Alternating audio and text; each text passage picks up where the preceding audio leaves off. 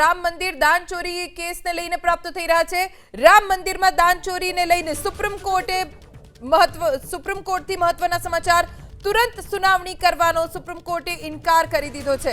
મહત્વના સમાચાર દાન ચોરી કૌભાંડને લઈને પ્રાપ્ત થઈ રહ્યા છે। સુપ્રીમ કોર્ટે તાત્કાલિક સુનાવણી કરવાથી ઇનકાર કરી દીધો છે। 12 જુલાઈ પછી દાન ચોરી કેસમાં સુનાવણી થશે। અરજીમાં જલ્દી સુનાવણીની માંગ કરવામાં આવી હતી, જો કે સુપ્રીમ કોર્ટે तुरंत सुनावणी करवानो स्पष्ट इनकार કરી દીધો છે। એટલે કે હવે 12 જુલાઈ પછી દાન ચોરી કેસમાં સુનાવણી થશે। અરજીમાં માંગ કરવામાં આવી હતી કે આ ખૂબ ગંભીર કેસ છે, જેની સુનાવણી જલ્દી થવી જોઈએ, જો કે સુપ્રીમ કોર્ટે જલ્દી સુનાવણી કરવાથી ઇનકાર કરી દીધો છે।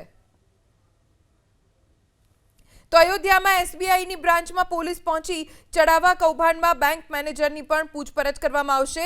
અયોધ્યાના નવા ઘાટમાં એસબીઆઈની બ્રાન્ચ આવેલી છે, જ્યાં પોલીસ પહોંચી છે અને બેંક મેનેજરની પણ પૂછપરછ કરવામાં આવશે। અયોધ્યામાં એસબીઆઈની બ્રાન્ચમાં પોલીસ કેટલાક દસ્તાવેજ પણ ચકાસી શકે છે। બેંક મેનેજર અને અન્ય શખ્સોની પણ પૂછપરછ થઈ શકે છે। જે પણ આ દાન ચોરી કેસમાં શંકામાં છે, તમામની પૂછપરછ અત્યારે થઈ રહી છે। રામ મંદિર દાન ચોરી કેસમાં અયોધ્યા પોલીસની નોટિસ। ચંપત રાય, અનિલ મિશ્રા અને ગોપાલ રાવને નોટિસ આપવામાં આવી છે। અયોધ્યા પોલીસે ત્રણેયને નોટિસ મોકલી। દાન ચોરી કેસમાં ત્રણેયના નિવેદન પોલીસ નોંધશે। ટ્રસ્ટ સાથે જોડાયેલા અન્ય લોકોના પણ નિવેદન નોંધવામાં આવશે। બેંક કર્મચારીઓ અને સુરક્ષા જવાનોનું પણ નિવેદન લેવામાં આવશે તેવી માહિતી અત્યારે પ્રાપ્ત થઈ છે।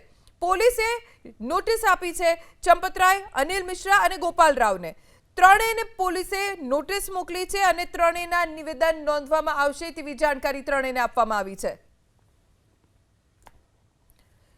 ચંપત રાય, અનિલ મિશ્રા, ગોપાલ રાવની પોલીસ પૂછપરછ કરશે, તેના નિવેદન લેવામાં આવશે। ટ્રસ્ટ સાથે જોડાયેલા અન્ય લોકોના પણ નિવેદન નોંધવામાં આવશે, કેમ કે દાન ચોરીમાં હજી 8 લોકોની ધરપકડ થઈ છે અને નામ નવા ખુલી શકે છે।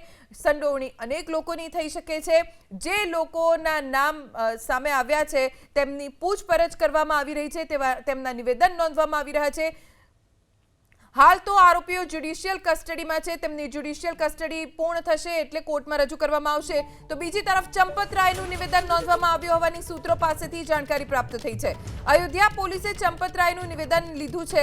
ચંપત રાય પાસેથી જાણકારી મેળવી છે અયોધ્યા પોલીસે। દાન ચોરી કેસમાં ચંપત રાયનો પોલીસે નિવેદન નોંધ્યું। ચંપત રાયનું નિવેદન નોંધવામાં આવ્યું હોવાની સૂત્રો પાસેથી જાણકારી પ્રાપ્ત થઈ છે। ચંપત રાય રાજીનામું આપી દીધું છે, જો કે ફરિયાદમાં તેમના નામનો ઉલ્લેખ નથી। જે ફરિયાદ આ કેસમાં નોંધાઈ છે, જેમાં ચંપત રાયનું નામ નથી દાખલ થયું, પણ અયોધ્યા પોલીસ ચંપત રાયનું નિવેદન નોંધવા માટે પહોંચી અને સૂત્રો મુજબ ચંપત રાયનું નિવેદન લેવાઈ ચૂક્યું છે।